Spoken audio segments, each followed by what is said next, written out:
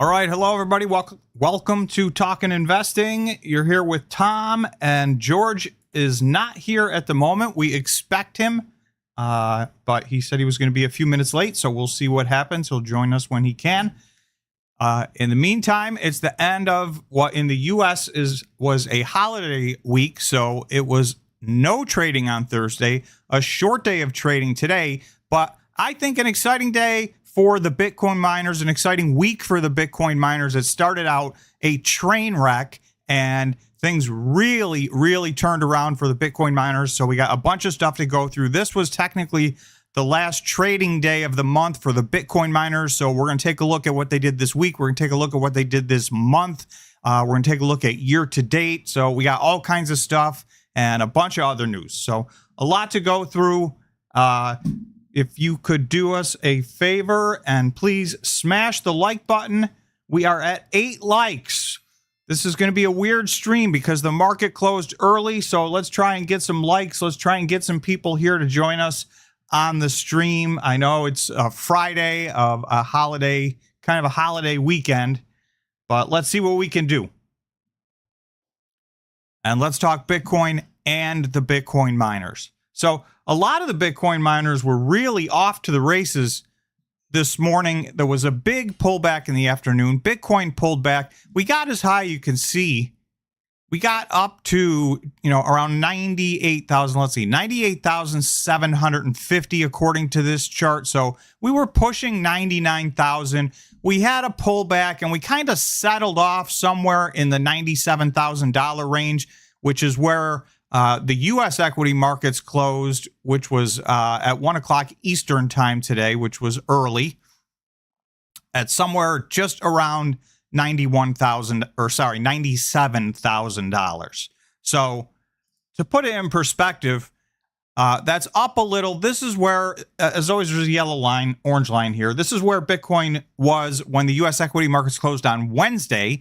They were closed all day on Thursday, so they didn't trade. So we were up a little bit, but if I do this, this is where they closed last Friday. So, week over week, we had a nice up week. Right. We were up, looks like around 7% on the week.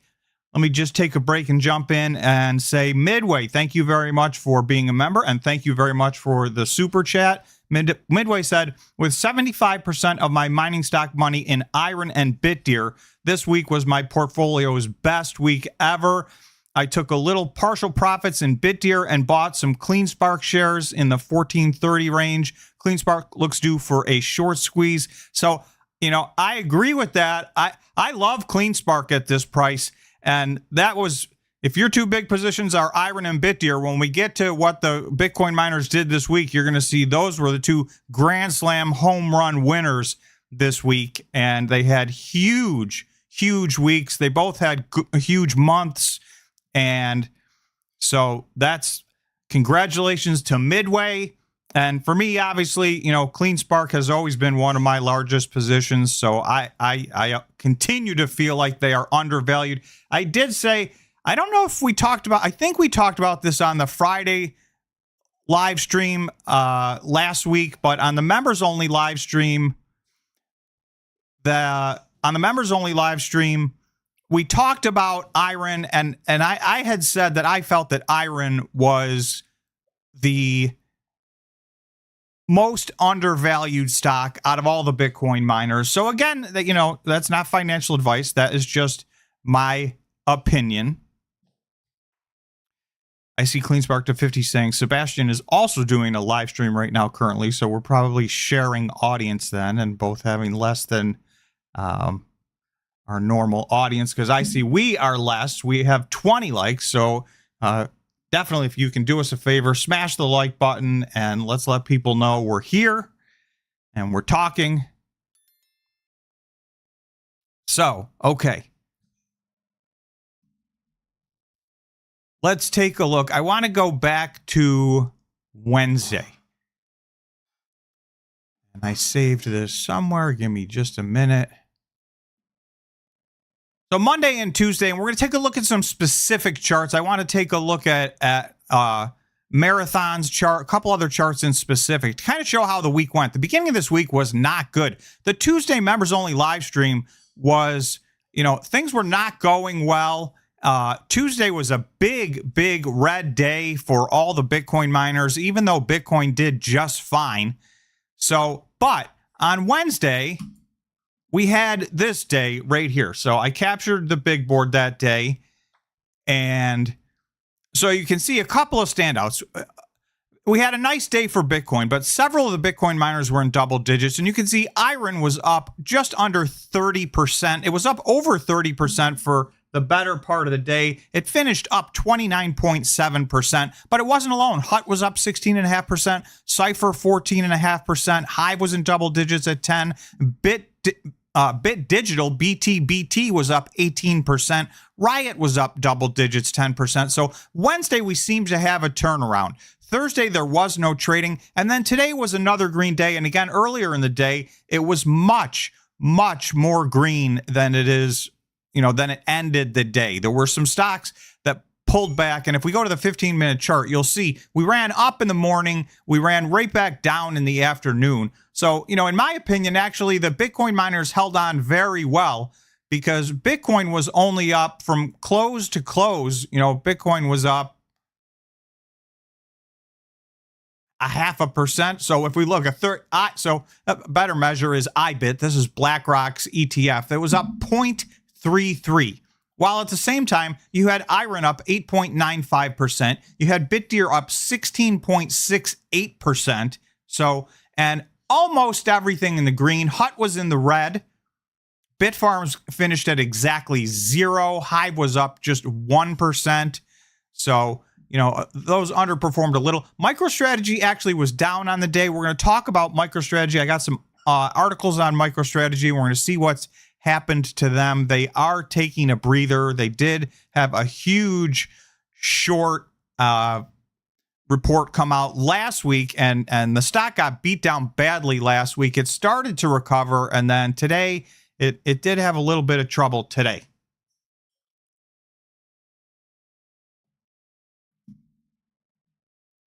So, okay.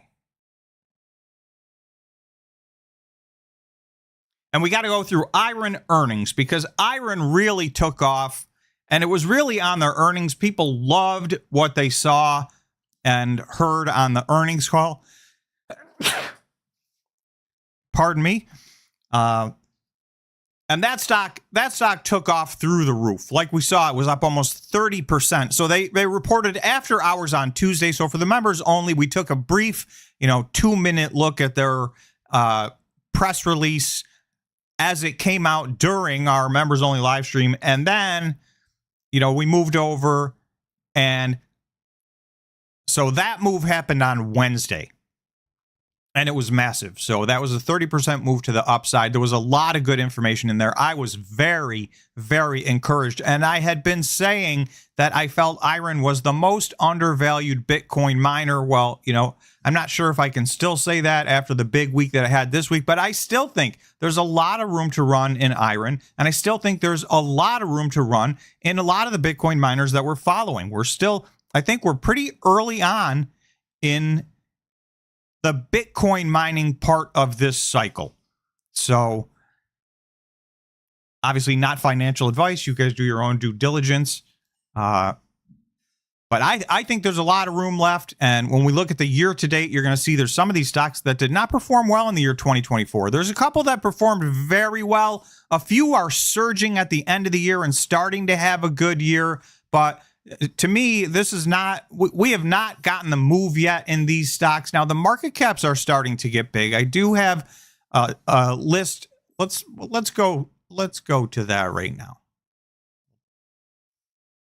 Jump ahead. Where is that? Okay, so this is an article that came out yesterday. Bitcoin. So that's the other thing that I will tell you. I'm starting to see articles on Bitcoin and miners. And we haven't seen those in a long time. For those of you who have ever watched Fast Money or CNBC, the Nigerian brothers are both contributors on CNBC. one of their videos yesterday was about iron. They raved about it. They said it had a lot of room to run left. So we haven't seen people talking about iron like that. That's a high profile thing. I've seen a bunch of articles out there about the Bitcoin miners. So I think we're just starting now to start to have interest move into, from Bitcoin. Obviously, MicroStrategy got a massive amount of coverage. It ran like crazy. It's still, even with its, tough week and a half here, it's still outperforming all the Bitcoin miners by a lot. But I do think we're starting to see a rotation. We're starting to see some raised awareness. We're talking about the Bitcoin miners, and we're starting to see some rotation of money into this. But I do think we're just at the tip of the iceberg, in my opinion. Edmund is saying a run for 100K next week, if not late this weekend. So Edmund, I agree. We're going to look at the chart. I think we could do it over the weekend. The weekends are always dicey because we don't have the ETFs buying. So, we're at the mercy of the retail investors. But I do think, if it doesn't run there over the weekend, I think we're going to get there early next week. We got rejected from 100 one time. This time, I think we get it. That's my early opinion. Again, not financial advice, but I do agree with Edmund, who's pointing that out. And Edmund is saying MicroStrategy was up 58.5% for November. That does not include lucrative option credits. So, yeah, this is what I'm saying. MicroStrategy still, even in everybody, we're going to look at the month of November. The month of November was very good to a lot of the Bitcoin miners. It was very good to MicroStrategy. Year to date, MicroStrategy is just crushing the Bitcoin miners. So even with that pullback, some people may have viewed this as a nice buying opportunity. I had a number I was hoping it was going to get to. I put a buy order in. It did not get to that number, and it may not ever get to that number. So we will see. But I was left with a choice on Monday and Tuesday. I haven't bought in a while. I've told you guys, I took a couple of months off from buying because, I had been dollar cost averaging in. We all have been joking about it for a year now. How many times can you buy the dip? So I did take a break. I started buying last week. I started buying the dip. The first thing I bought was Marathon on the day they announced their $700 million, which ended up being a $1 billion convertible notes. So their stock tanked. So I bought in, having not done anything for a while, I bought a pretty big chunk of that. And then when iron got under $10, it got there, I think, Friday. I bought some, and then it got under 10 again on Monday. I bought some more. So I double dipped on iron, and then it obviously on Wednesday, it was up 30%. So that was a great day. So I bought those two things. And again, this is not financial advice. I'm letting you guys know some of the moves that I've made recently, and I haven't made any moves in a couple of months. So I've done a few things recently. I did move into Marathon over a week ago. I moved into iron, just about 1 week ago. And I did buy some May 2025 options for Bitfarms as well. And I have decided to start dollar cost averaging back into IBIT, which is the BlackRock Bitcoin ETF. So I established my position there early when that came out, and I didn't really add to it for a long time. But I did think that pullback, when we pulled back from 100 into the low 90s, I just felt like that was a buying opportunity. So I did a dollar cost averaging into that as well. So I think that's everything that I've bought in the last couple of weeks. But again, none of that is financial advice. You guys, please just do whatever you're doing and do your own due diligence. And as always, I will remind everybody, these are ultra volatile stocks. Bitcoin is volatile. We've seen giant moves, and the Bitcoin miners can be even much more volatile than that. I mean, just today we had BitDeer up 16.68%. That's one day. So, on Wednesday we had iron up 29.7%. So you can see these moves can be giant. And Edmund saying, Tom, the NASDAQ 100 snapshot was at the close today. MicroStrategy should rank number 41 at market cap close was 89 billion. So, wow. Yeah. And it had gotten up over $100 billion briefly. And just to remind everybody, before all this started, which wasn't that long ago with MicroStrategy, and the big gigantic run has been in 2024. But this was a company that had about a $1.5 billion market cap for years and years and years. So the fact that it's at 90 or 100 billion, I mean, you can see the kind of run up this thing has had.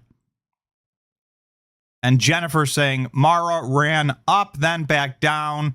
Yeah, I know. I was disappointed at the action at the last half of the day in our short trading day here in Marathon. Marathon was up, I think, over 10%, and then that all just kind of evaporated. So some others held on to their gains, but it looks like the traders took some of their profits in Marathon.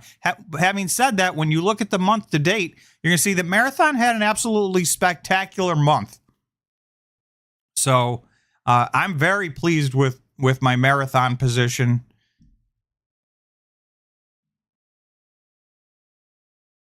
So let's take a look. Let's just get right to it and take a look at what went on this week with the Bitcoin miners. Okay, so this is not this week. This is year to date. We'll get to that. Let's go to, so this is this week. So Friday over Friday, you're going to see Iron was up 25. The first thing we'll note is this is the first time in a while Bitcoin's down week over week. Bitcoin had a phenomenal run. November, you're going to see when we look at the month of November, November was absolutely spectacular. In fact, we're going to look at an article. It was the fourth best month for Bitcoin in the last 4 years. So, and we're going to dig a little deeper into what that's going to mean. But this week it was down 2%. So in a week where this was down 2%, you had some Bitcoin miners off to the races. Iron up 25%, BitDeer up 24%. So, And so to go back to Midway's comment, and thanks again for the super chat, Midway. Midway's two largest positions are Iron and BitDeer. Well, this week they were up 25% and 24%. So that is a good week for your portfolio. So congratulations to Midway One and anybody else who is holding these. I don't hold BitDeer. Iron is turning into one of my biggest positions in my portfolio, only just because it's been, you know, I just added right before it jumped. I did a pretty nice add, and it had a big jump. So that's, but you can see even on this down week, this is kind of the reverse trend. We've been having up weeks for Bitcoin and down weeks for the Bitcoin miners. Well, this time Bitcoin was down 2% this week. There was only one Bitcoin miner that underperformed, and that was CleanSpark, down 5%. I'm not sure why they pulled back. They had a really bad beginning of the week. They were rallying back. They were above zero at one point, and they ended up down 5% on the week. Core Scientific, which is, you know, one of the leaders on the year when we get to that. So, you know, they were down 2%. They've leveled off a little bit. They ran so far and so fast. They're up over 200% year to date. So they've cooled off a little bit. Cypher down 1%, Hive 0%. But I mean, Hut was up 8%, TeraWolf 6%, Marathon was up 5%, Riot up 3%. These are good numbers for a week where Bitcoin was down 2%. So I think this, you know, we look at the weekly chart every week, and, you know, we've had some spectacular weeks. We've had some awful weeks as of lately, and it feels like the Bitcoin miners are just losers. But this is a part of what big money can do to retail investors. We can feel like we're losing, and if you're jumping in and out at the wrong times, you might be losing. But overall, I'm going to go to the month of November, because November was the fourth best month in the last 4 years for Bitcoin. But look at the month that the miners had in November. So this is from November 1st to November 29th. Bitcoin was up 40% on the month. And every single Bitcoin miner was in the green. Yes, some underperformed. So, you know, I hold Bitfarms. I'm disappointed with a 16% move. We've talked at great length about some of the things that Bitfarms has to do and has to go through to try to right the ship. I think people are going to be skeptical, at least until we get, you know, the next checkpoint is next week we're going to get their monthly operational report for the month of November. So we're going to see, have they started this growth? They said they were going to get to 21 exahash by the end of the year. They reiterated that many, many times. And then they said, no, we're not going to get there. It's going to be more like the middle of 2025. So, but that doesn't tell us, how much are they going to grow next month? So, if they have some nice growth and we start to see them moving towards that goal, I think people will start to regain some of their confidence. But you can see Bitfarms was the second worst performer, but it's still in the green, up 16% on the month. Hive up 15%. Those were the underperformers. But look at Iron was up almost 50% on the month. Marathon, the largest by market cap, this is one where we've gotten a lot of comments. Oh, Marathon is awful. I'm getting killed on Marathon. They were up 70% in 1 month, in the month of November. So for, the biggest market cap, they're now over a $9 billion market cap, unless they may have finished the day under that. But during intraday, they jumped over $9 billion as a market cap. And we're going to get an announcement from them very soon that they went out and bought another 4 or 5 or 6 or 7,000 Bitcoin, because we know they just borrowed $1 billion. 200 of that is going to be used to refinance their debt. That leaves $800,000. So, I don't know if they're going to dollar cost average in or make one big purchase, but I think we have some really good, we got some good press releases ahead of us with Marathon, and I think they should continue to run. HUT was up 75% this month. BitDeer up 82%. And I will also say very quietly, people didn't necessarily pay a lot of attention. Well, obviously investors did. It's up 82%. BitDeer raised $400 million through convertible debt. So we're starting to see a shift from all of this at the market offering massive, massive stock dilution, which has taken place over the last 4 years.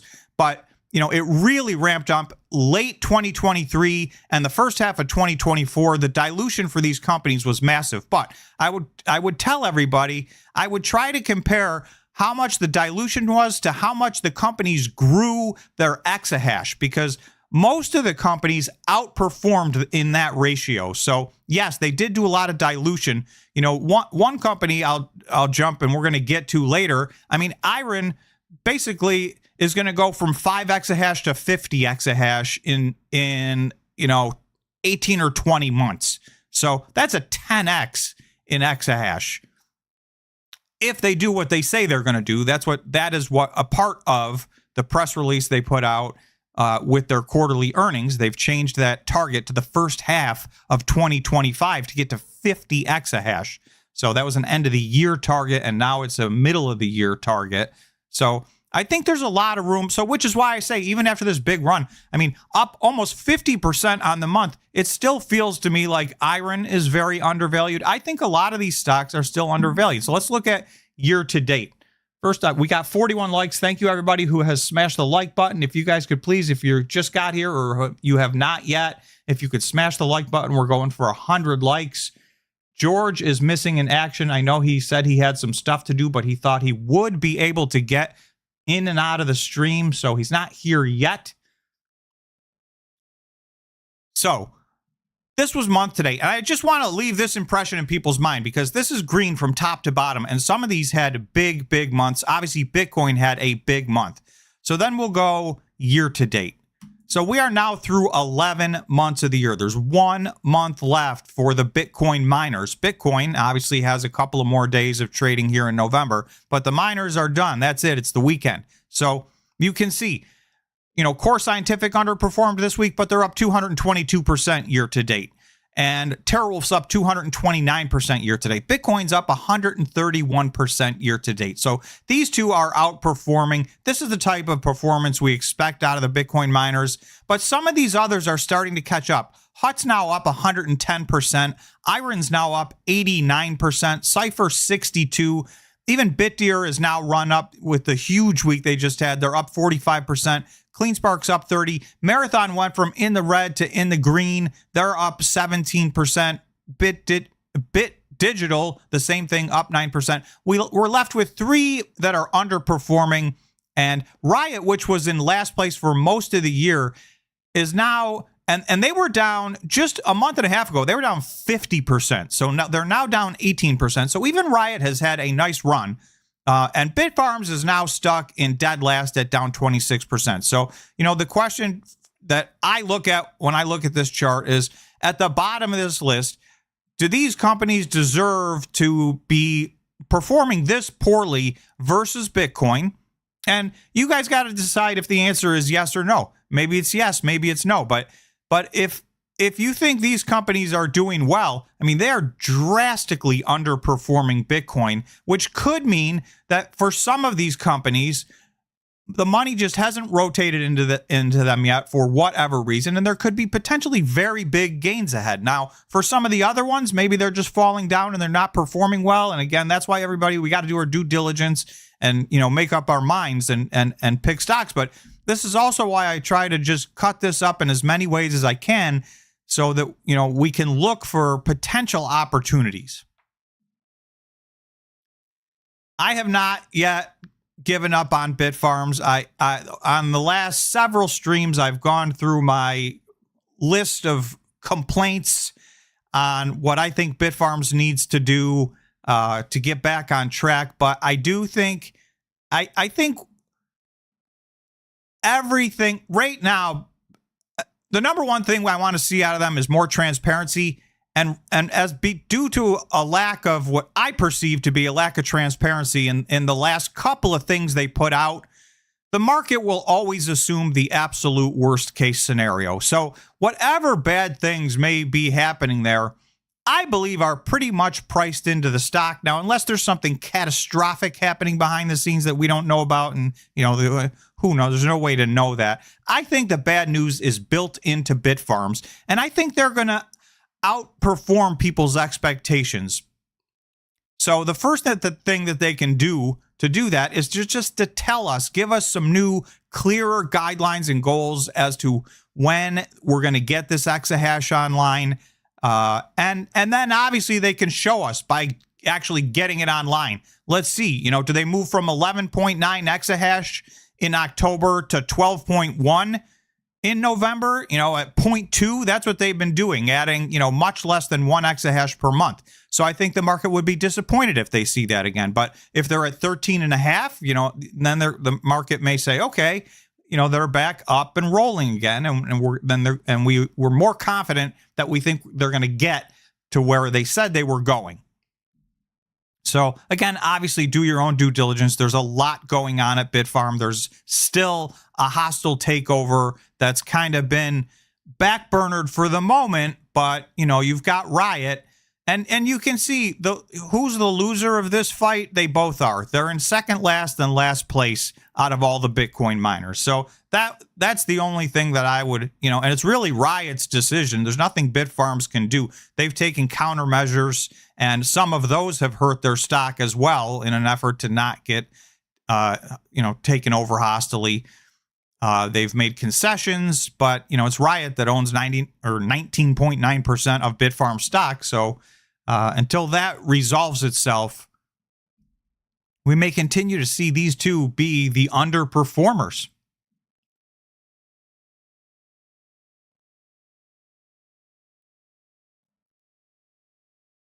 So we'll do a poll because I see Pogo asking, is anybody buying Bitcoin right now? So let's ask that question.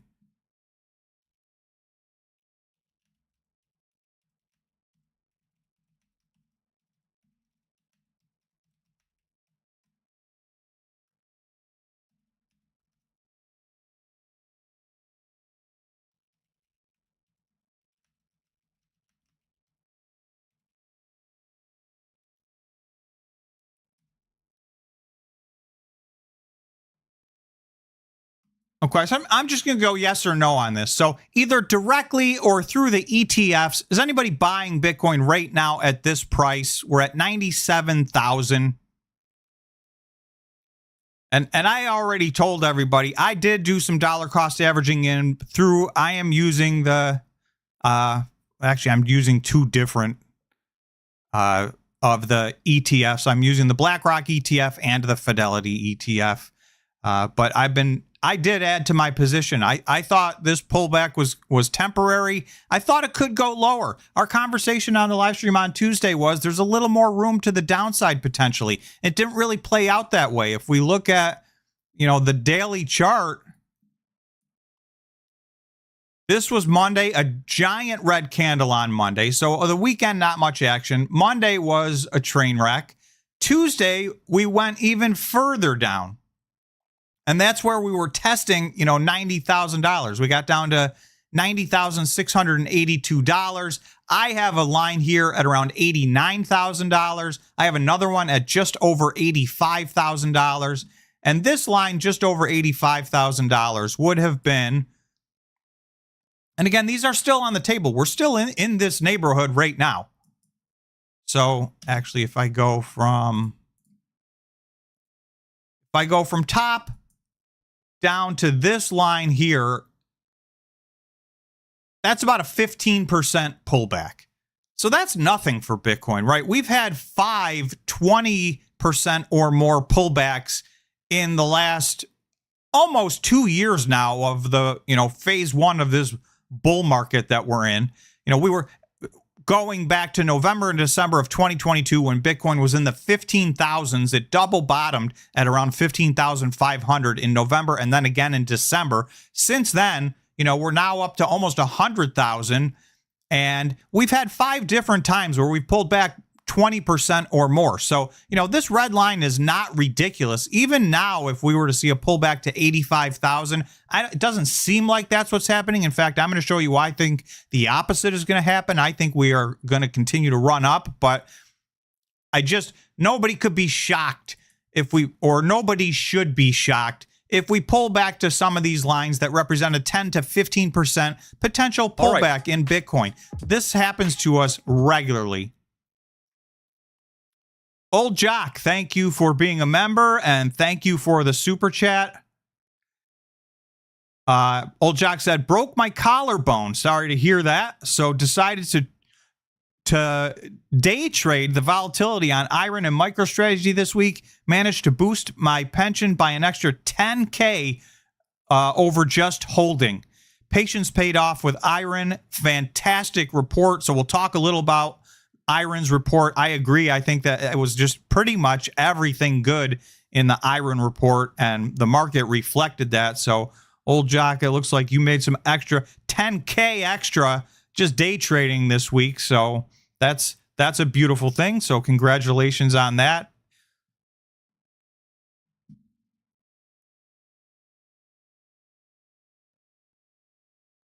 Okay, so is anybody buying Bitcoin right now? Looks like about 80% are saying no, they are not buying Bitcoin right now. Right now, we're at exactly 80-20. 80% not buying, 20% buying. So I don't know. I think I will keep buying the dips through the ETFs as Bitcoin is going, because I don't think we're anywhere near the end. Although I will show you a couple of institutions that put some price targets out there that were a little lower for the top of this Bitcoin bull market than I'm expecting.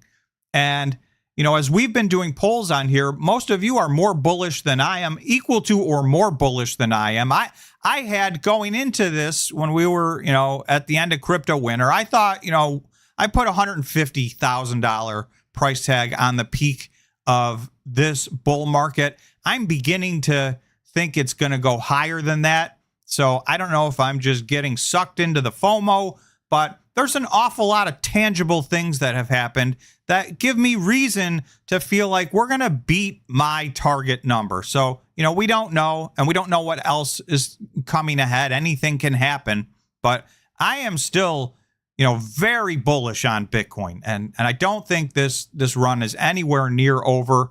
And I know there's a lot of people that think we're going to go to numbers significantly higher than the number I'm talking about. So we'll do that next. We'll see where you guys think this is going to go. We are at 52 likes. Thank you very much, everybody. If you have not, if you could be so kind as to smash the like button, it does help the live stream in real time. And then Andrew saying, let's ask if anybody is selling. Okay, so that's good. That's the flip side. Well, once we round out this one, we'll ask that question and see. So not too many people buying. Some people say it's now 83 are saying no, they're not buying. 17% are saying yes, they are buying. So let's do the reverse. That's a good question, Andrew.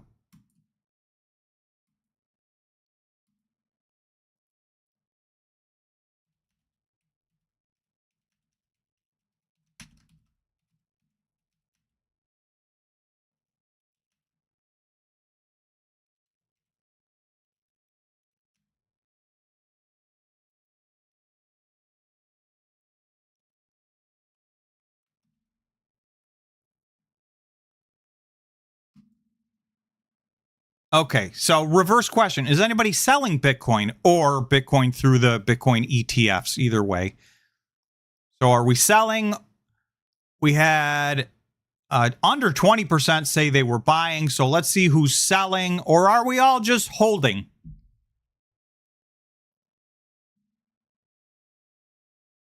And I didn't add to that position for a long time. So early on when the ETFs came out, I jumped in there, didn't add for a long time. And I did just feel like it was time to add some more. And we got these 2 days, we got a nice pullback. And on Tuesday with the members, we really talked a lot about the fact that it may go down to here. It may go down to here. But my thought process was, you know what? Then I'll just keep dollar cost averaging in if it does. I think this is kind of, to me, we're getting pretty close to last call to dollar cost average into Bitcoin. I'm not going to be dollar cost averaging in at $130,000. So I can tell you that right now. And Bob is saying, Tom, Bitcoin just finished a 10% pullback. It's now carving an ascending triangle for a breakout towards 120. So I totally agree, Bob. I think that 10% is not much for Bitcoin. So that 10% pullback is much smaller than what we normally do. And that's why I had some of those lines drawn at lower numbers. And I still won't be shocked if that's the way it played out. But it does look like we're now ready for the next leg up. And I'll just look at a few things on the one-day chart here. So you can see we've already bounced off the bottom. This was Tuesday. We bottomed out. And, Wednesday, Thursday, Friday. Thursday, the markets weren't open in the U.S., but obviously Bitcoin is open 24 hours a day, 7 days a week, effectively from now until the end of civilization. So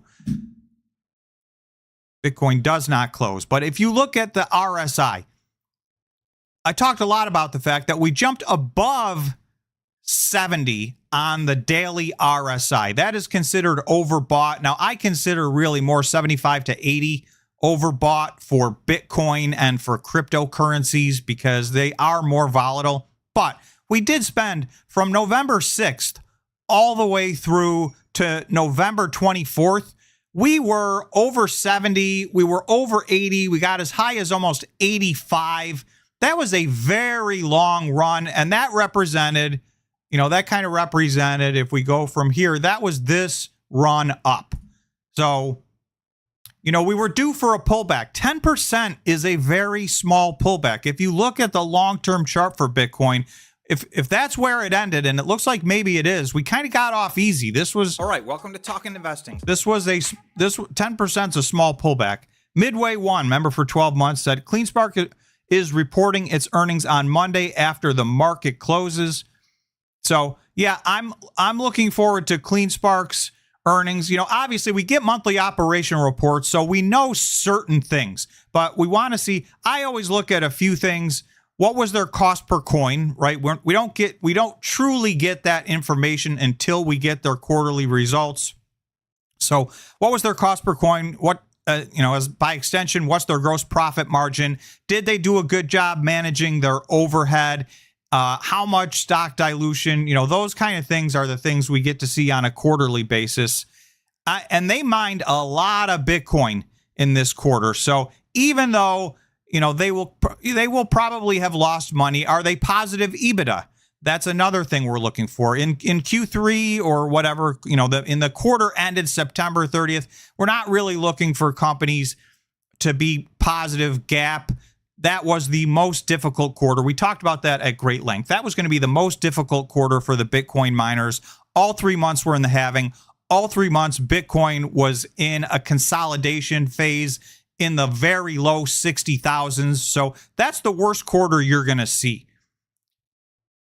I think you're going to see a big, so CleanSpark for the period, the next period ended December 31st with their big hodl position, the massive jump in price from Bitcoin. You know, we're not at, obviously we don't know where the rest of we got one more month to play out, but it is likely that Bitcoin's going to average something more like $90,000 or $95,000. And it doesn't, so from a revenue standpoint, that's the revenue they're going to get.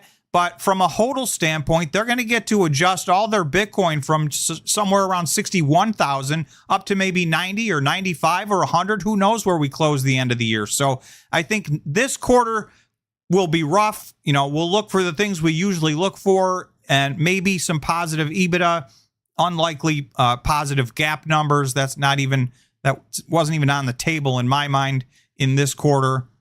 But it's always good to get those reports. And a lot of times they're very priced in. Mostly people know what's going on through the monthly updates, but that was not true with Iron. The report that we got on Tuesday with Iron, they gave us some big updates and the market reacted in a huge way to that. So you never know. You got to wait to see the report. So looking forward to that report on CleanSpark.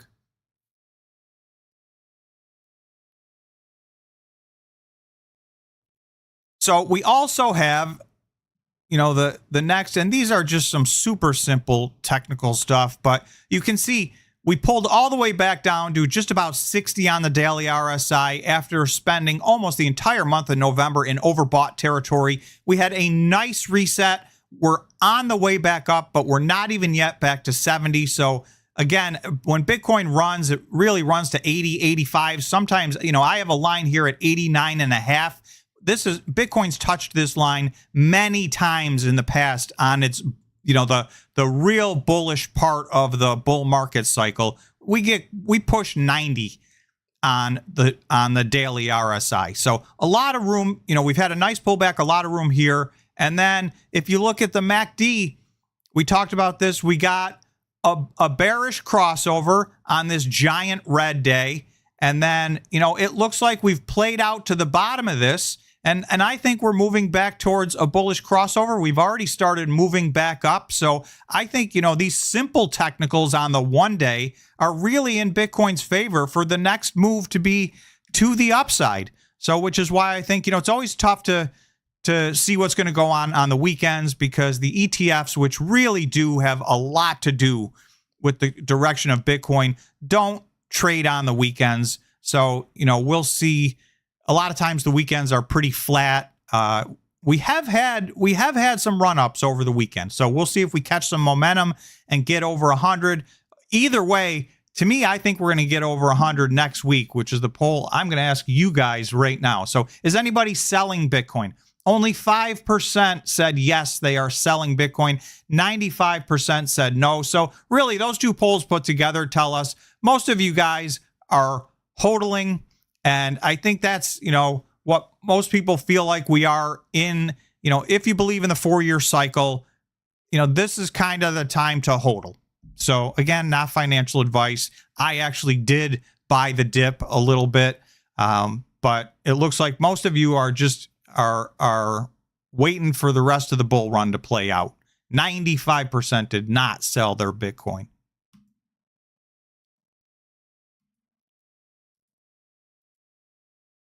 So let me get a new.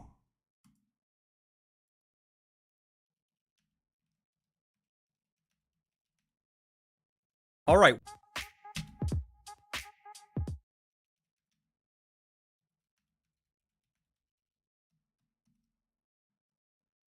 And then I will get to old Jack in just a second.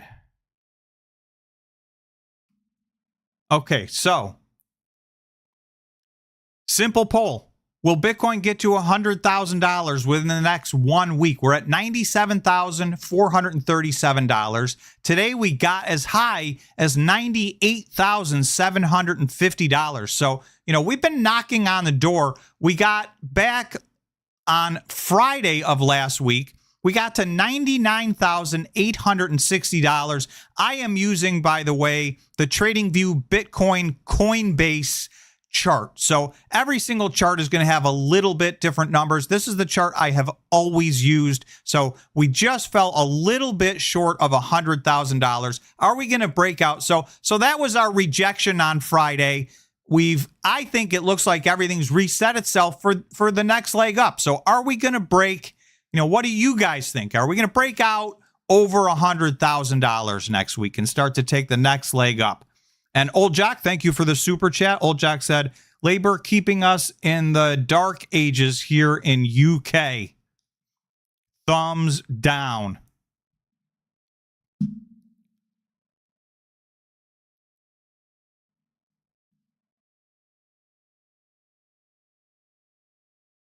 And I'm just reading, I won't get into it, but I see some, and I was waiting for George to get here. I'm not sure, it's been a while. I'm not sure if he's going to get here or not now, because I do want to go through XRP. I see some people trashing XRP, which is a lot of people's favorite hobby. And XRP did go sideways for a long time, but XRP's gone ballistic. And now all you see is more and more positive articles about XRP. Let me see if I can find.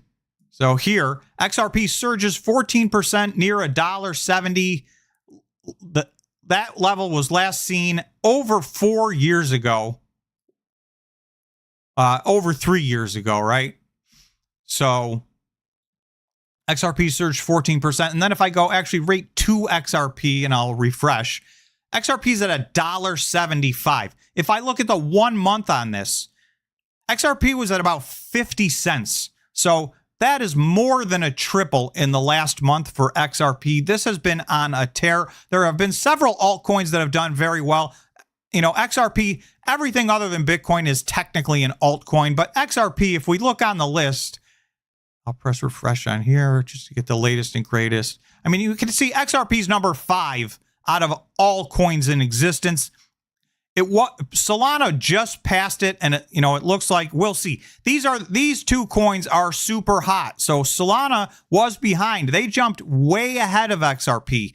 And this is with XRP pulling a triple. Solana still jumped ahead of it. So that's what a good run Solana has had. And then obviously Tether's a stable coin, and their market cap is at or near all-time highs. And then you got Ethereum and you got Bitcoin closing in on a $2 billion market cap. We're going to have to get over 100,000 for Bitcoin to get, $2 trillion for Bitcoin to get to that $2 trillion market cap. But it looks like we're forging closer and closer to that. Ethereum has been on a roll. I've been very skeptical of Ethereum. There was a few days where Ethereum was, we'll go into that chart. I did not buy. I decided I was not going to buy into Ethereum. But if you look, I mean, just a month ago, Ethereum was at $2,400 and now it's at $3,500. So that is a phenomenal run as well.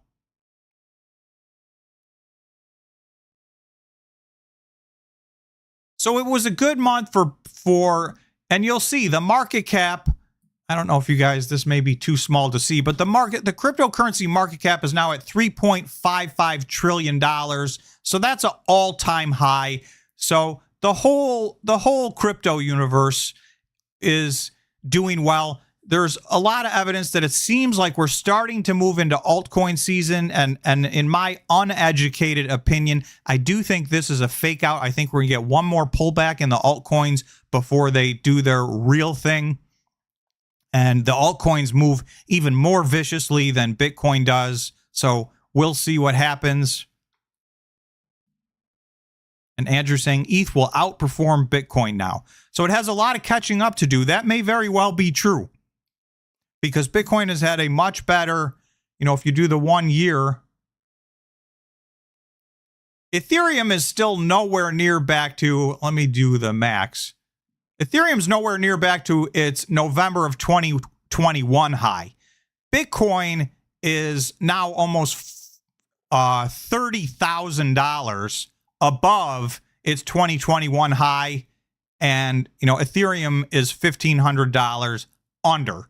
So, which is about 30%. So, there's a lot more potentially, if they both have a big run, there's a lot more room in Ethereum than there is in Bitcoin. If you believe in Ethereum, I remain an Ethereum skeptic for whatever reason. So I'm staying with my Bitcoin and Bitcoin related trades. I will move into some altcoins unless I'm wrong and they run straight away and I miss it. But I am buying in on the next pullback, and I already have my list. So maybe on a Tuesday live stream, we'll talk about that list with the members, and I'll let you guys know. And we've talked about a few of them.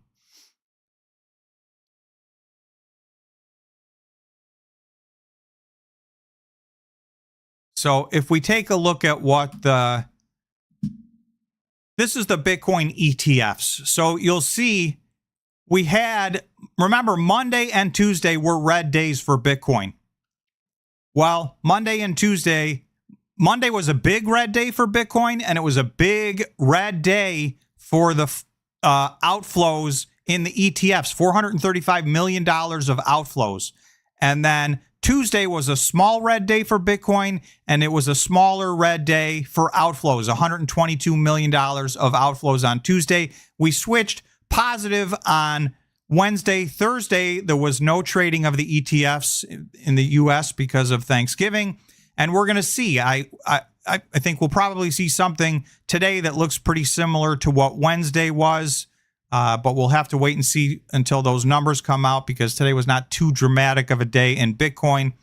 But, during this run right here, we had days 490,000 or 490 million of inflow, over $1 billion of inflow back on November 11th, over $1 billion, 800 million on November 12th. So there have been some big inflows. The Bitcoin ETFs have almost doubled in a month and a half. They were hanging out at around $17 billion net, and that is net of $20 billion of outflow from Grayscale. And now they're up over 30 billion. We looked at this in a previous stream. The fastest ETF to $30 billion was 1,274 days, I think. And BlackRock's ETF is over $30 billion, and it got there in about 290 days. So that's less than 1 year instead of 4 years. Right. The second closest was 1,700 something days, and that was the aggregate of the gold Bitcoin or the gold ETFs. And by the way, the gold ETFs were very successful. They got there in 4 or 5 years it took to get to $30 billion. And gold took a huge move to the upside when the ETFs came out. So this is a part of the reason why I do think, my original $150,000 price target, I didn't know when or if these ETFs were coming in. And, I made that way before this happened. They came in sooner than I thought. They're doing extremely well. And this is just one. We've talked, if you watch the live streams, every week we have a new, $10 trillion here, $10 trillion there that are starting to give themselves or talking about getting some exposure. Last week we talked Charles Schwab, which has almost $10 trillion in their customers' accounts, wants to sell cryptocurrency directly to their customers. So we're several steps away from that being a reality, but there's just so many of those stories out there. And, every single one of them won't happen, but some of them are going to happen, and so there's continued catalysts. I think we're still in the very early stages with the amount of catalysts left and the amount of access of the total global money supply. The amount of access that's accessing Bitcoin right now is still tiny. So, there's massive room to the upside. Don't know when or how long it will take. Clive, thank you very much for the super chat. Much appreciated. And thank you for being a member. Clive said, Tom, I truly appreciate your consistency in the mining space. I have several deep in the money options expiring in January of 2025. And with my bullish outlook on Bitcoin, I plan to roll them out to September of 2025. So you're going to not take the profits, roll them forward. Yeah, and I think so, Clive. Congratulations, first of all, that we're hopefully you bought those at or out of the money, and now they're deep in the money. And I do think we're going to run for 2025. I think is going to be the big year for Bitcoin. And obviously 2024 has been a spectacular year. 2023 was a great year for Bitcoin. 2024, we're up. We just looked 131%. And I think we're going to have another great year for Bitcoin in 2025. But more so than that, a lot of the Bitcoin miners, while they were up 3 or 4 or 5 or 600% in 2023 from the bottom of the crypto winter, they kind of took 2024 off.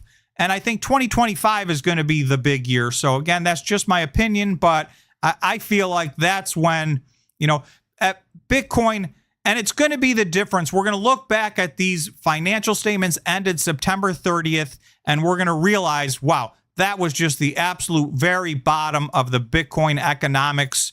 And that was the worst quarter for every single Bitcoin miner. And it's going to get dramatically better fast, in my opinion. Quarter over quarter, I think we're going to see gigantic moves to the upside. Remember, with the change in the accounting rules, particularly the companies that continue to hodl, there's 4 companies that have a big hodl stack. There's 3 companies that continue to add to that stack. There's 1 company that's actually buying Bitcoin beyond the amount of Bitcoin that they mine, and that's Marathon's hodling 100% of their Bitcoin, and they're buying Bitcoin on top of that.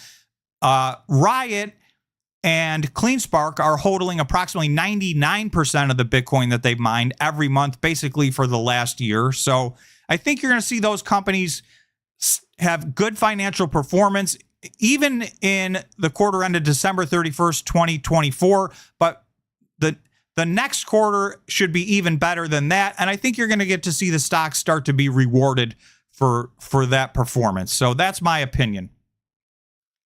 Oh, all right, George. I see, George, you got an invite so you can jump in. Feel free to jump in. George said he fell asleep. So we'll see if he can get into the stream. Welcome to the comment section. Hopefully you can jump into the stream itself. And Sean is saying money printing will move people to Bitcoin. So, right, that's always true for all investments. It's very good.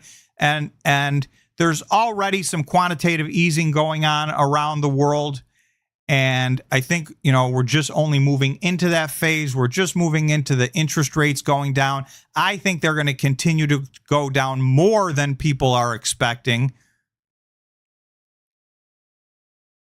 And Brett said, what's good, Tom? I had a high 6-figure gain today. Let's go. So that's a beautiful thing. Congratulations. That's a phenomenal return. And regardless of where you are in your journey, everybody's at a different point in their journey. If you had a 3-figure day, a 4-figure day, a 5-figure day, we see somebody here with a high 6-figure day. We've had some phenomenal days, so I would not be surprised if some of the people in our group have had 6 figures or maybe even a 7-figure day here and there. And today was a good day. Wednesday, and I'll go back. I did save that because it was such a good day. I imagine there was some people on Wednesday. We had, Riot up 10%. We had Iron up almost 30%. A lot of double digits. Terra Wolf up over 10%. Hut up 16.5%. Cypher up 14.5%. Hive up over 10%. Bit Digital up over 18%. And MicroStrategy was up basically 10% on the day. So, I think Wednesday there was probably some very, very big days in some people's portfolios. Today wasn't quite as good as this day, but it was a good day. And it depends on what you held. If we go look at today, you can see BitDeer was up 16.68% today. So, and there was no new news today, but I will say I do think there's continuing to be rewarded. the two companies that did convertible debt, the two Bitcoin mining companies that switched away from at the market offerings to convertible debts, Marathon did that. It ended up at $1 billion, but BitDeer's 360 ended up at $400 million. Now, they're not going to buy Bitcoin with that, I don't think, but they are now funding their growth through convertible debt versus at the market offering equity. So we've talked about this. Are we going to start to see big moves towards that? I think investors I don't think investors so far have shown us that so far they are rewarding the companies, MicroStrategy being the originator of this process. They have continued. They're now issuing convertible debt to pay off other, convertible debt to push out the time frame and to lower the interest rate. So, and Marathon just did the same thing, right? They just did some zero convertible debt, and they're going to use $200 million of that to get rid of some higher interest stuff that they were paying, and $800 million to, I presume a lot of that will be spent to buy Bitcoin. And I think those announcements are ahead, and I think that we'll get bumps on those announcements. So will Bitcoin hit what? Hello, George. I figured I would leave my hair the way it was for evidence. Nice. You see it? Looking good. We got some minor bedhead. Welcome to the stream. I can't wait to have a 7-figure day. I heard you guys talking. Well, we had somebody in the comments let us know they had a high 6-figure day. Must be an XRP.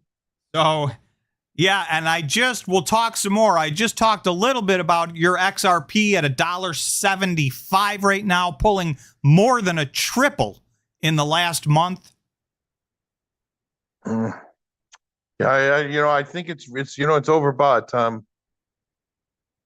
I don't think that's what you really think. I think you should sell it. Sell it to George. Did I tell you what I was doing? I don't know. Why don't you tell us? I had an epiphany. I'm setting up validators for at least 5 different coins. But I'm gonna try to set up validators for everything. We want to try to get the top 20. You got to buy the coins. Yep. I think to be validators. Obviously, your XRP position is already substantial, and there's not a lot of validators of XRP. XRP is it's its own thing. There is no other coin that acts quite like XRP does. So it's unique in a lot of ways. It already has massive adoption, more so I think than people realize, especially people in the United States don't realize it because, Gary Gensler, I don't want to say had it out for XRP, but, it seemed like they were at war. And, for a long time, all the Coinbase and the exchanges wouldn't even sell you XRP here in the United States. So, that was a rough run, but it looks like we're at the end of that. We've turned the corner from that. The rest of the world's already implementing the use case there. And so I don't know. A lot of people, I'll let you talk, George, because I know you took massive criticism for 2 full years on holding on to your XRP. I will say that Gary Gensler is my friend. That was all theater. What you witness in the whole crypto space for the last, 2 years, maybe 2.5, actually longer than that, 3 years, is all theater. They had to change the narrative to slow it down. That's all that was.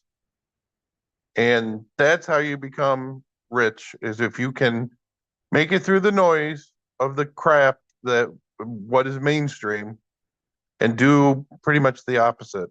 You usually get rewarded. Usually. And this is one of those things, having conviction, doing your due diligence so that you have conviction to hold what George has been saying about XRP for years is what's happening right now. So we got to give credit. He got criticized enough. You got to give credit where credit is due. And I don't I even think know. that's got to be one of your biggest, maybe your biggest position. You know, I don't. An XR. Well, I mean, it is now. It wasn't before. Right, having just tripled. Yeah, which is interesting. You know that? I mean, you think about it. It was not my biggest. It is definitely by far my biggest position now. You know, but these validators, you can make some coin with these validators. By the way, So on top of holding the actual XRP and getting the appreciation on it, you're getting paid to validate. right, Is the business model you're talking about? right. And I have some Ethereum, not much, but I'm gonna hopefully get a little bit. I was thinking about going heavy. I was waiting for some powder to come in that just came in today. So I'm deciding how much to do, you know, into that. I think you need like 5 coins or something like that to be a validator with them. So Jennifer is asking, Jennifer first said, everyone hated on it. I regret not buying it. And now she's asking, what's your price target? If you want to field that any way you want. So, you know, everything goes in the seasons. But I really feel that I don't think, unless something happens majorly, like a black swan event, I don't think we'll see below $1 again.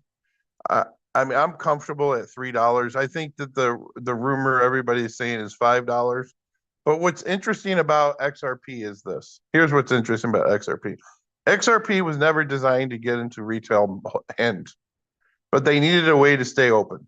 And the reason that they stayed open was because they sold XRP to retail people so that they could keep their doors open. You know, there's a lot of rumors circulating around of what XRP is going to be. But remember, I called XRP part of FedNow 2 years ago when everybody thought I was an idiot. And now it just came out recently that it is part of FedNow. So it's going to have a big use case scenario. What I find interesting, though, is this. I think banks are at the end of their life. You know what I mean? Well, that end could take, 100 years. Yeah, in my opinion. I mean, I think they're gonna morph into these, crypto banks. I think the big banks are gonna morph into also crypto banks. Well, when you see somebody like Charles Schwab with $10 trillion talk about wanting to sell crypto directly to their customers, if the banks are allowed to sell crypto to their customers, everything's going to evolve. They're going to lose market share in different ways. There's still, banks do a lot of things. So I think there'll be a purpose. But to your point, I mean, they're losing market share. And we're at the, nothing yet. Yeah, we got a whole bunch of hate about XRP. Here's the thing that's really interesting about XRP. XRP has been really built out in other countries, in other financial systems. Just it's not been built out in the U.S. And that's what's interesting is because usually the U.S. is a setter on these things, but they felt that it would be easier to do the build out through other countries. I think everything that happened with the SEC was just theta.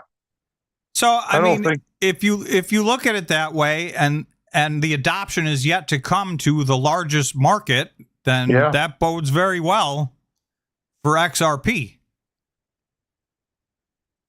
Yeah, I mean, again, it's like one of those things, Tom.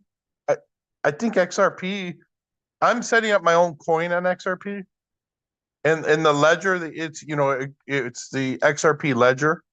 And it's cool. It's interesting. It's the use case of it is it's there already. Everything, the infrastructure is already there to do all the transactions that you need to do. That's what's interesting. They were at one, I forgot the number. They were moving $100 billion a day with XRP. Don't quote me on that. I know it was about that. It might be a lot more now.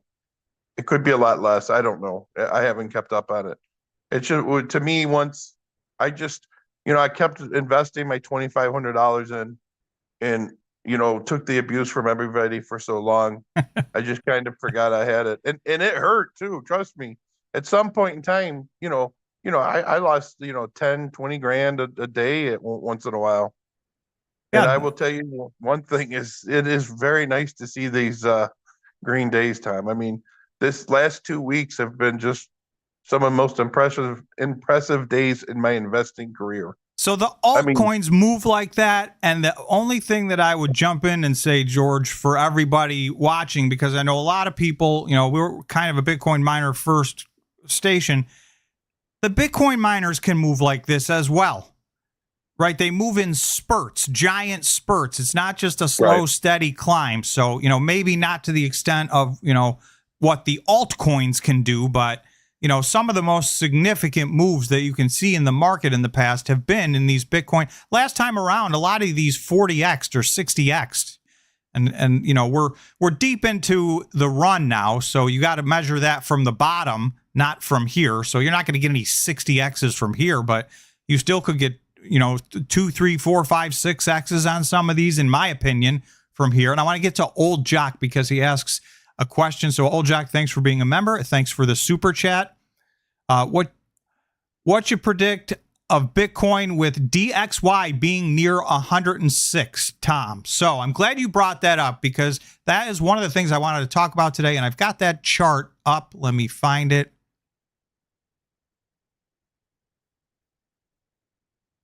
Come on. Where are I'll show you. I'll show you guys how much I like poop. Look at this.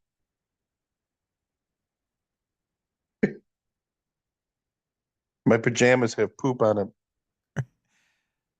All right, I'm going to have to switch over. I had this chart open earlier, so we'll get back to this. This is the S&P 500. I want to get back to that, but this is the DXY.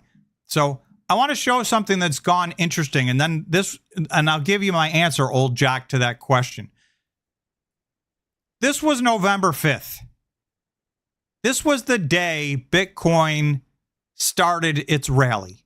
So if you look at this bottom to this top, this was November 22nd.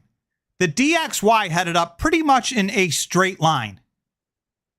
Well, simultaneously, Bitcoin ran up $30,000 from this exact day to this exact day.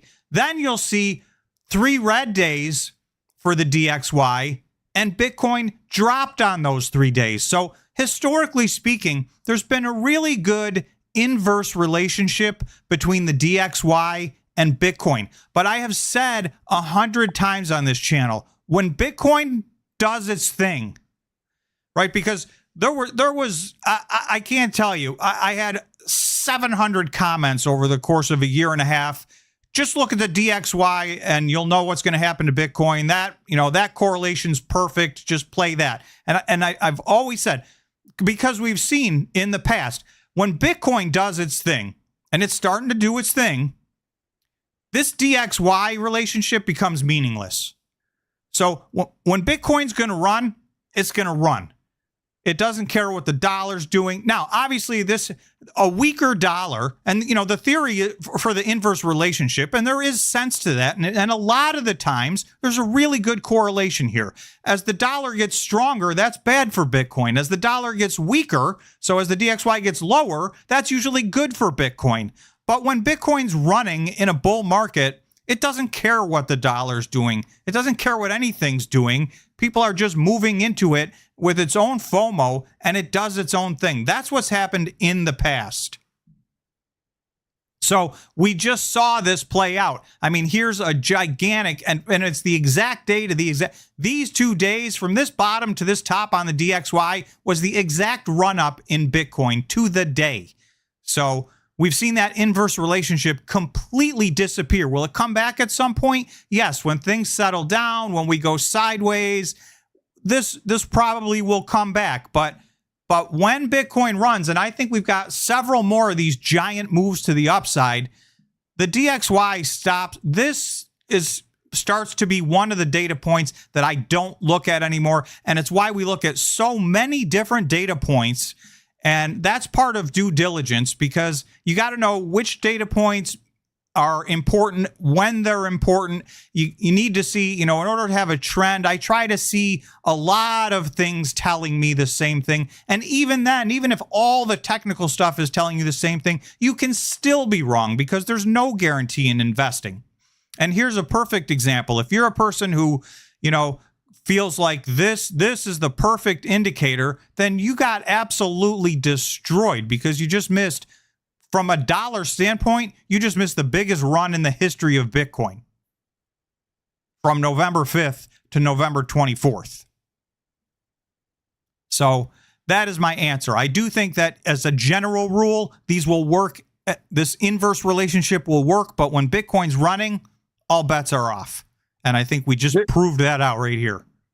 This is interesting. I'm looking at the 10K challenge, Tom. Aha. We're up to $6,006. All right. So but what's interesting is, and I haven't done any trades really, except I bought like one share of Marathon and a couple of Bitfarms, and we're down $500 for the year. For the year on. Yeah, it went up to $8,000 and then it came back. Now it's down to 6,000. So it just shows you what the day has been like. I mean, the year has been like. Oh for the yeah, Bitcoin miner. Oh, we had 7 months of Bitcoin consolidating. I'll just quickly switch over to that chart because let's not forget this wedge lasted forever. This was 7 months, but you can see we broke out, we retested it perfectly, and bang.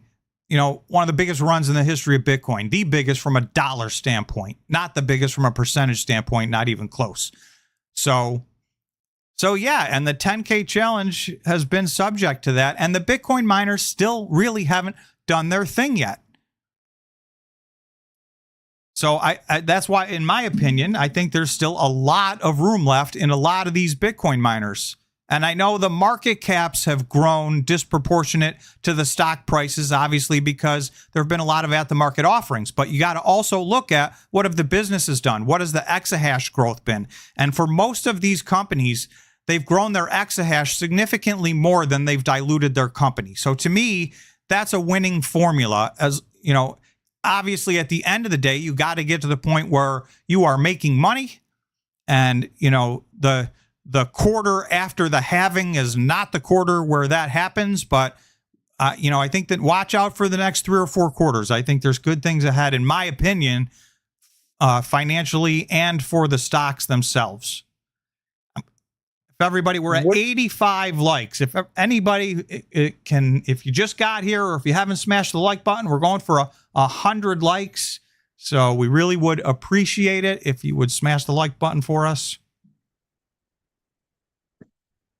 Will Bitcoin hit $100,000 within the next week? So I'll end this poll. 81%, and we got almost 100 votes on this, and 81% said yes, they think Bitcoin is going to hit $100,000. George, what's your answer to that question? Oh, yeah, without a question of a doubt. You think this is the week? We're hitting 100 this week. I'll say we're hitting it in December. How about that? Hitting it in December by the end of the year. I think we are going to hit 100 this week. So my answer to that would have been yes. I think we have a nice little setup working here that we're going to run and break out. And then we'll see if we get a big breakout or if we need to go above 100, maybe retest 100 as support. There's a lot of different scenarios out there, but I think it's time. I think it's time we finally. I think there's a big sell wall at 100. Just so you know, everybody, just so everybody knows. Well, and I'll go to the 1 day and you can see, let me get rid of some of these. To your point, George, I mean, we hit that sell wall on November 22nd. We got to $99,860, and that was the peak. So we got rejected from 100, and I think it's basically the order books probably have a lot of selling, but at some point, the buying side of the order books is going to outweigh that. And we're going to push through 100, and I think it's within the next week. That's my opinion. I've been wrong before. I will be wrong again, but that is my opinion. I think the 10th of December and the outcome of that meeting is going to be amazing. And I think that's when This it's is the on like Donkey Microsoft Kong. meeting. Yes, then it's on like Donkey Kong. Yeah, I mean, if you start to get companies like Microsoft putting Bitcoin in their treasury, we talk about all these pools of money. There's just money everywhere. It's one of the things that's truly inconceivable how much money there is out there in, this investment universe, and most of it.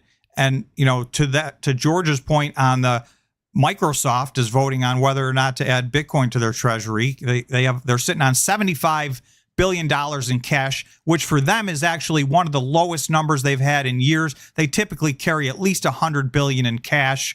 They don't need it, obviously, and so they could put however much they decided. They could go put $1 or $2 or $3 billion into Bitcoin, and it would really be very small. That would still be just dipping their toe in the water. So, and if that were to happen, if you were to see they have been the largest company in the world for most of the last 20 years. I think they're in their third largest right now. There's $3 trillion plus companies, but to watch them jump in, that will be a big part of the adoption that we're looking for. I think the only thing we really got to look at as a whammy for next year is Tether. It's the only whammy I see. And we got Tether at, if I go back to this chart, Tether is now $133 billion. Stable coins are now at the largest number they've ever been in the history of cryptocurrency. And Tether is far and away the biggest stable coin. USDC is 39.7 billion compared to Tether's 133 billion. I mean, those two were, there was a point in the past. Tether's always been bigger, but there was a point in the past where they were pretty close. Now those two will flip, by the way, at some point in time. That's a big statement. So you think things are going to move back towards USDC? USDC got caught up. What was that bank? I'm forgetting the name of it in California. SVB. Yes, SVB. They had, I think, like $3 billion at risk. Now, it turns out the government said, nope, nobody's losing any of their money in that deal. But that was a big part of the unwind in the USDC. They started moving down in market cap, and Tether just kept moving up.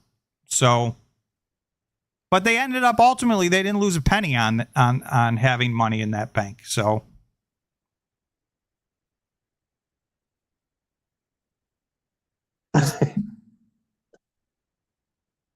it's just funny. What was I going to tell you? Oh, the other thing that's could send just Bitcoin just on a tear like we've never even seen. I would actually predict the God candle could happen next year, and that's why people don't really believe this. But I think if you move into, and they pass a ruling saying that there's no tax on Bitcoin, I think you could see the God candle right after that. And what we talked about this, what are you going to consider the God candle, if you will, from a dollar standpoint, a time frame standpoint? I think in 1 month, if we can go from a double. A double. Yes, in 1 month, a double. That would clearly be at this point from, yeah, that's this month right now is going to be the biggest, dollars wise, it will be the biggest monthly candle in the history of Bitcoin. It will be the fourth biggest in the last 4 years, percentage wise. So November was a spectacular month. I'm going to go look at that. And this monthly candle is huge. Let's just go to the monthly. And again, this is the one thing that I was listening to MicroStrategy talk as I went to bed the other night, which I had no idea. His success he credits all his success to Bitcoin. I didn't know that. He's like, I stumbled in business. I didn't really, I wasn't really making it. And then he starts talking about corporate America. And it's a real interesting conversation because I can completely feel for his conversation. And then he said Bitcoin, and he goes, and that's when I realized that Bitcoin was the future. And then he goes, this was, I forgot when it was, 2014, 2015, maybe 16, something like that. And then he just started saying, he goes, Bitcoin transcends time. And what he means by that is this. You don't have to go and put $100,000 into Bitcoin in 5 years from now because the building's falling apart. Bitcoin is still the same Bitcoin as it was, but the only thing is people are starting to understand the scarcity and the value of it. And I'm like, wow, he's so right. Right. We know that is the concept. It's digital gold, and it's really, I think, better than gold. So, we've talked about on the channel how long I think it's inevitable Bitcoin will flip gold. I do think we're some ways away from that, right? Bitcoin's just closing in on 2 trillion. Gold is at, I don't know, 13 trillion, maybe more than that now. It's at an all-time high. So we got a while to go, but also we're just at we are still, you can't say the infancy anymore, but we are still very early in the Bitcoin / cryptocurrency universe. I would say this, we just learned how to walk. Right. We just learned how to walk. We're starting to get our feet in. We're a little wobbly still. There's still some issues, but we just learned how to walk. And then another thing that we're not even thinking about or even talking about, Tom, is that Trump wanted to have 95% of the Bitcoin mined in the United States. Right. I think he's going to be right. And that bodes well for our Bitcoin investments. He has indicated that, he wants the United States to be very Bitcoin mining friendly. Specifically called out Bitcoin mining, not just Bitcoin friendly, Bitcoin mining friendly. So, there's potential. That's a great point, George. And we haven't really talked about that in several streams. That's all ahead of us. That is not priced into obviously not priced into the Bitcoin miners. The Trump win, I think we can now say, is being priced into Bitcoin. And just to put it in perspective, you can see this candle back in January, which was a huge candle, was $18,000. This November candle is $27,000 right now. So this is, from a dollar standpoint, this is the biggest dollar monthly candle we've ever had. So you're going all the way back to your God candle. You're talking about potentially $100,000 candle. Yeah. And that obviously that would be the biggest game changer. And imagine what would happen to the Bitcoin miners, particularly the ones that are hodling. Yeah. Where's their stock going if Bitcoin has $100,000 monthly candle? So I'm in the process, your case are going to laugh, but that's okay. I'm in the process of procuring a place for somebody. I don't know who yet, but I'm in Georgia, and I'm dumping a lot of money in to try to make a Bitcoin mining facility. It's all about power with somebody. All right. And it's amazing.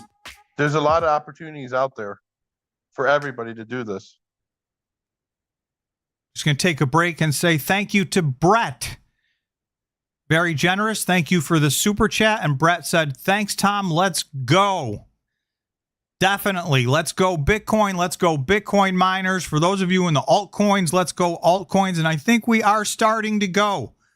So congratulations, Brett, if you had a good week. And were you the one who said you had, I can't remember if you were the one who said you had your high 6-figure week.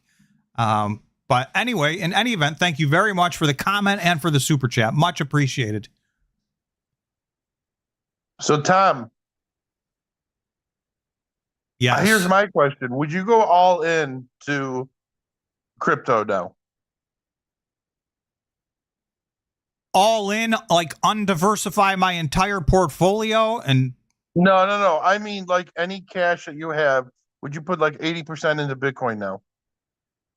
my next move, so we talked a little bit. I did buy this dip down to $91,000 with my Bitcoin ETF. I don't, believe it or not, I don't hold any Bitcoin directly. I know I get a lot of criticism for that, but I do hold Bitcoin through the ETFs, and George does hold the coins themselves.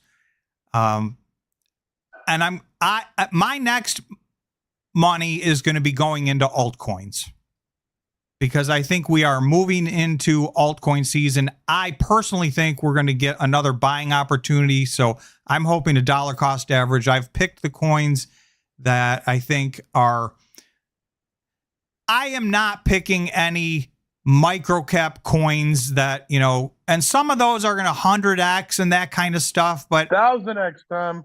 This may be, you know what I mean? We get those moves, but to me, I don't know. That's buying a lottery ticket. I think there's a half a dozen altcoins that are just set up. They're going to have a great altcoin season, in my opinion. You know, you want a very common one that's already at or near its all-time high. Solana, I think, has a long way to go. In fact, let me sidetrack us for 1 second, because I have an article on this. Should Solana be trading at a 70% discount to Ethereum? Solana is starting to rival Ethereum in terms of on-chain activity and network usage metrics, raising questions about whether the market is dislocated. So, you know, Solana just went over 100 billion.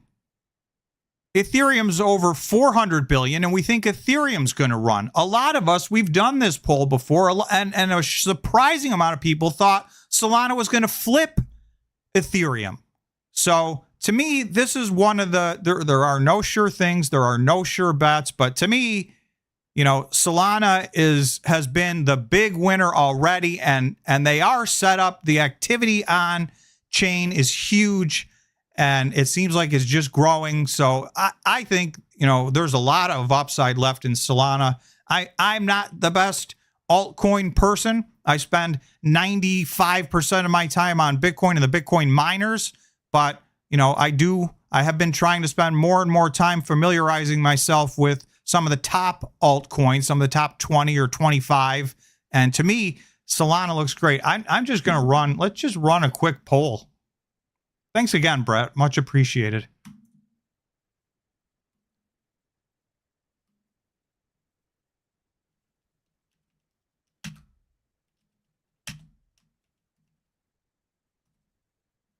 So let's, we have asked this in the past. Will Solana flip Ethereum? And let's give it a time frame in the next 5 years. We can't just say forever. Ooh. The next 5 years, is Solana going to flip Ethereum? All right. What is it to what is it? What is it now, and what would it have to be to?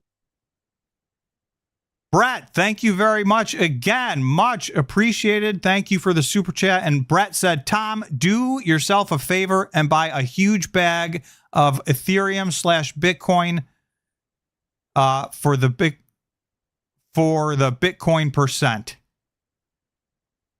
So you're saying buy for you know, that's going to take off. Right.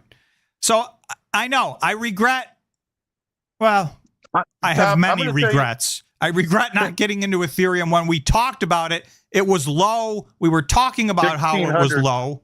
Yeah, and I didn't jump in, and I said I just not feeling it. But Brett, I if there's a pullback, or maybe even if there's not, just the charts we just looked at show Ethereum has a lot more room to run than Bitcoin does. And again, I'm still very bullish on Bitcoin running a lot from here. So, you know, if Ethereum has even more room. So thanks. I appreciate the comment. I really appreciate the super chat. Thank you very much. I still think, Tom, remember this statement, and you guys can remember it too. Buying Bitcoin under 100,000, people will be like, You bought a Bitcoin under 100,000? Right, right. You're talking about someday in the future, they're going to look back Yeah. at that like, you know, when my father used to tell me he went to the movies for 5 cents. Yeah. That's just going to be unthinkable.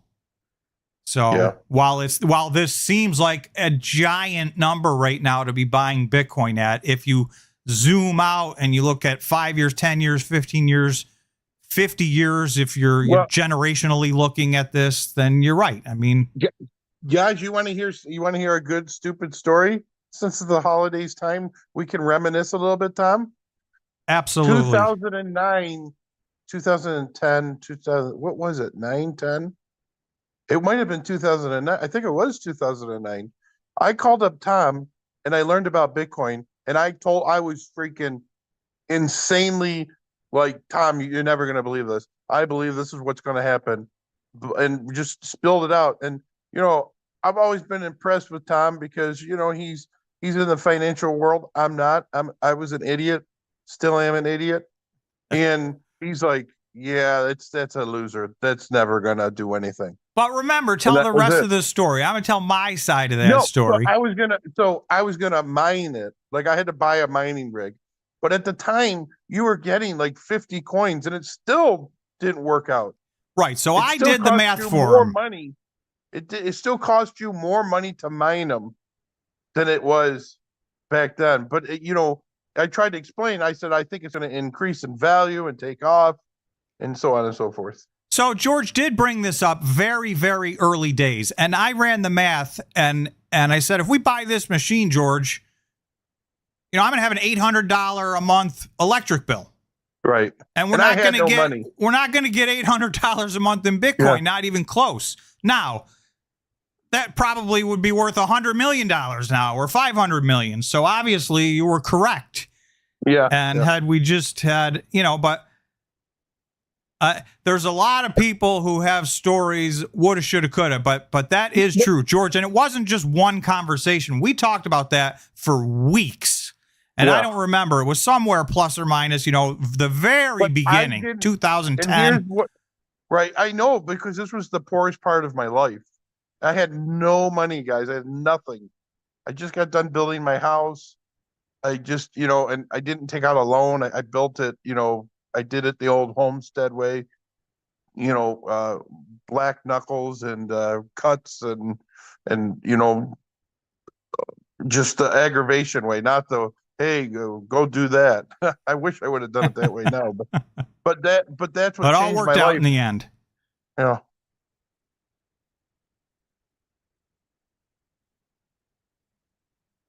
But I think this is a very good, interesting statement, Tom. You never know what a coin's going to do. And I think you should always have a little taste of it. If you like the fundamentals and it's not just a total, poop coin, you should have a little bit of taste, like Solana and Ethereum.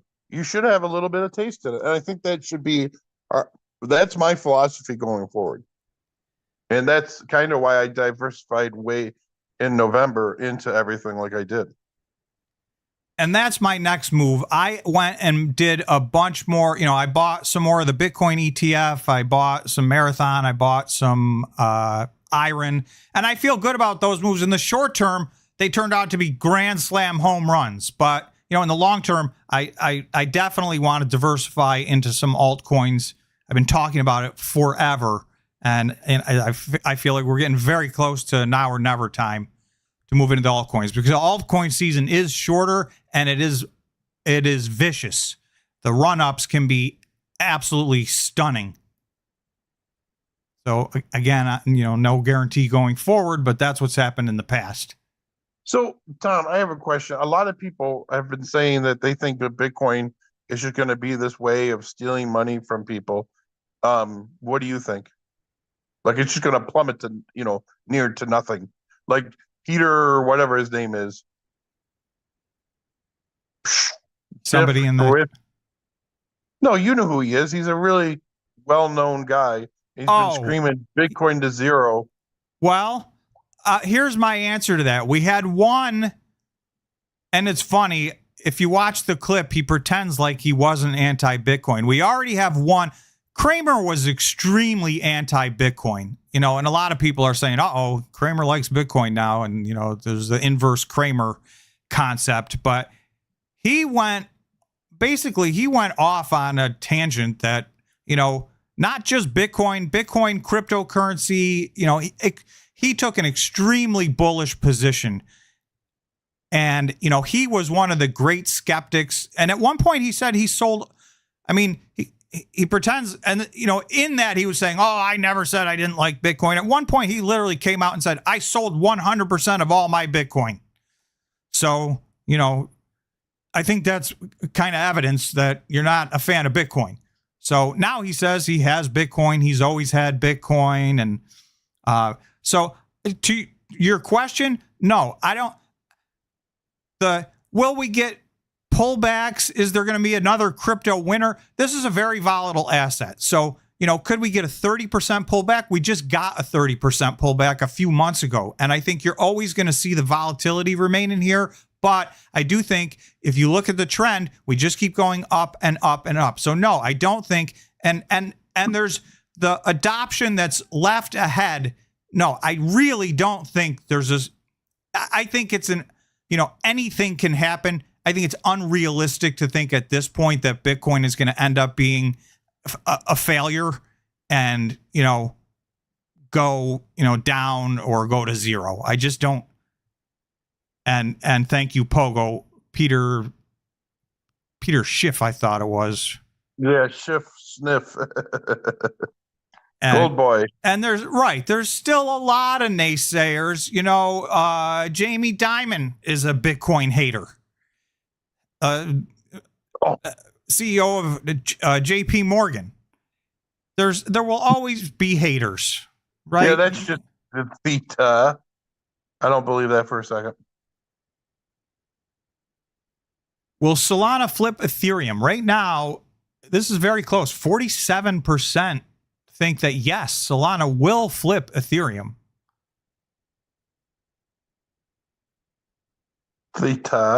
Tom, speaking of EVs, I don't know if you were talking about them yet. I have to talk about them for a minute. Did you see what our glorious government just did to Rivian? The $6.6 billion Yeah, they're saying it's a loan, but we all know /gift. It's a gift. When you loan somebody, I don't have them up, but on the members only stream, I did a deeper dive on this. I brought up their financial statements. Right now, their retained deficit, which is usually your retained earnings, the amount of money you've made over time. This is a new company. They went public only, 3.5 years ago? They've already lost $22 billion. They're on pace to lose $5 or $6 billion this year, and now we're going to loan them $6.6 billion. So I guess that's next year's loss. So to your point, you're right. Is it a loan if a company's lost every penny they've ever been given since inception? Maybe there's believers out there in Rivian that think they're going to turn the corner and somehow, I just don't think there's any way. And this is just a absolute personal opinion, particularly based on the fact on how the election turned out. I think we're in for the next 4 years of, EVs during a very alternative energy friendly administration. The EVs crashed. Most of them are down between 90 and 99%. Those are the ones that aren't already out of business. More than a third of my EV list is out of business. So, and that was during a pro electric vehicle administration. How are they going to do during, not so pro electric vehicle administration? I'm a half an hour away from where it's being built, by the way. Oh, are you really? I just looked it up. Man, Athens is going to pop.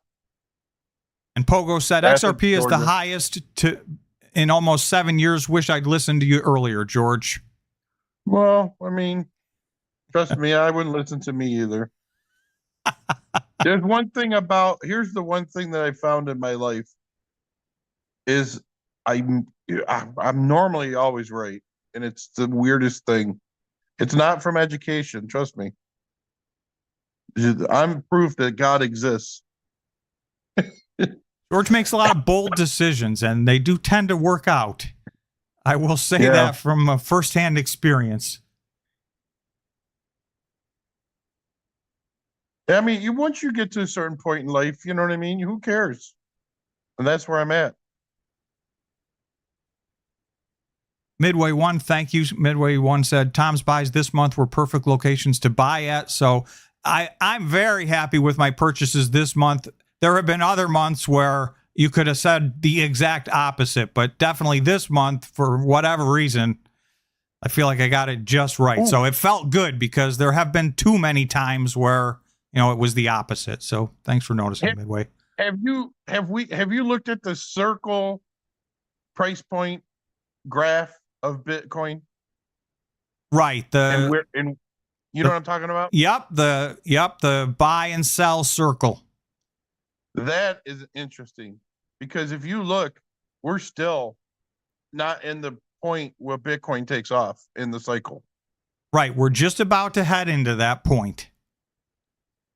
And that's why I'm getting really excited about Bitcoin. Because it could just be crazy. I mean, look at the things that are building up the catalyst for it, for people to go and make crazy billion-dollar purchases into it. I think this is the article. To your point, George, we'll see if this is the right article. Bitcoin set to have its fourth strongest month since October of 2021. Bitcoin is currently up over 36% in November, which has only been beaten 3 other times since October of 2021. But this is the sentence that I was looking at. The current Bitcoin market structure has a similar setup to Q4 of 2020, which was the start of the Bitcoin bull run, right? That is when we went from 20,000 in September of 2020. By March or April of 2021, you know, that 6 or 7 month run, we were at $64,000. So that was a triple, more than a triple. And it does feel like we're at a similar spot in the cycle right now. And to go to your circle cycle, George, that's saying kind of the same thing. So nobody knows where this is going to run to. I saved a few articles that had some numbers that are lower. We've lately been looking at some very optimistic price targets. But here, let me just go to a couple real quick. So Crypto Quant is saying the analytics firm said Bitcoin could rally to at least $147,000 before topping. So I will say $147,000 top, that's one of the lowest calls I've seen in the last few weeks. Optimism has been very high. We've seen numbers much, much, much higher than this. So 147,000. And then we had, and I don't think Kathy Wood agrees with this, but her own analyst, Bitcoin could hit as high as 124K before year end. That's before year end. So, you know, that would be a spectacular December. So, you know, I don't know if we're all as bullish as they are on that, but they put their price target. Let me find it for this bull market. And this is an analyst. This is not Kathy Wood. This is David Puel, if that's pronounced correctly. He's one of their research associates. He's talking about a peak of 126 to 134,000. That's one of the lowest numbers I've seen. And ARK is one of the most bullish companies on Bitcoin. Kathy Wood is not talking about these kind of numbers.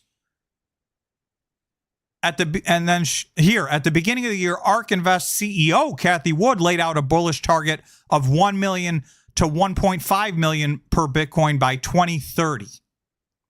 With a base target of $650,000.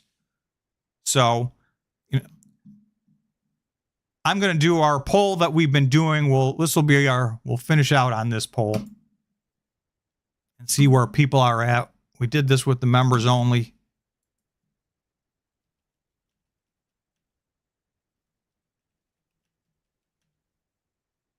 Food. Yeah, it's time to go, but do this one last thing.